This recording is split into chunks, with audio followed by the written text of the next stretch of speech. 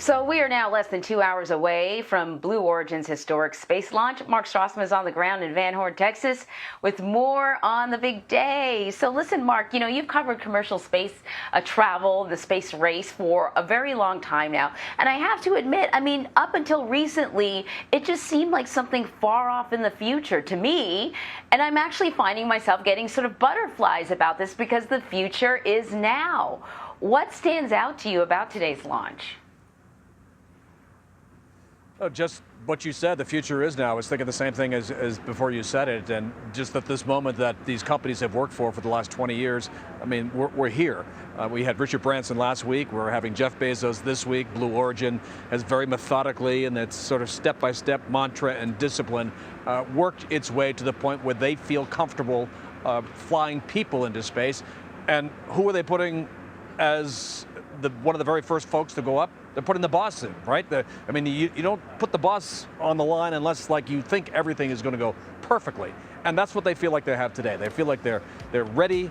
They feel like they've tested this thing. They think that it's people ready most of all. And they're kicking off their business, their initiation into the space tourism market by flying Jeff Bezos, their founder, their boss, the richest man in the world, and they now just have to hope that they're right and that everything goes well.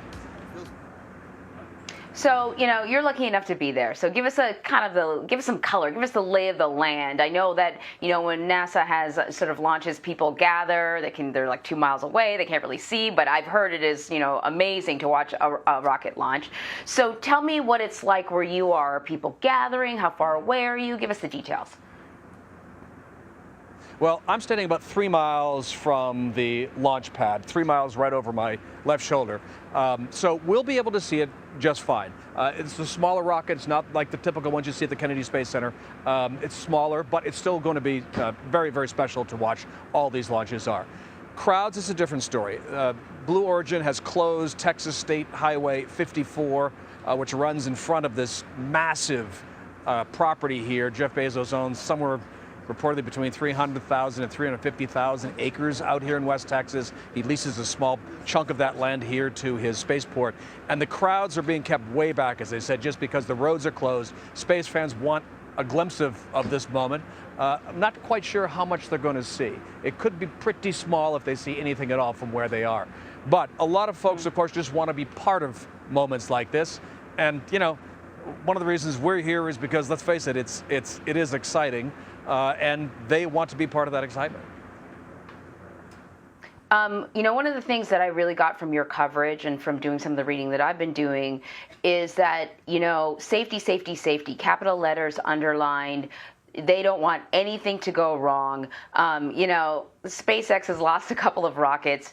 Blue Origin's sort of their animal is the tortoise, right? This kind of slow and steady idea. Can you talk about the safety features that are built into the new Shepard and just whether or not there are any kind of last minute concerns? It looks like the weather's, going to cooperate.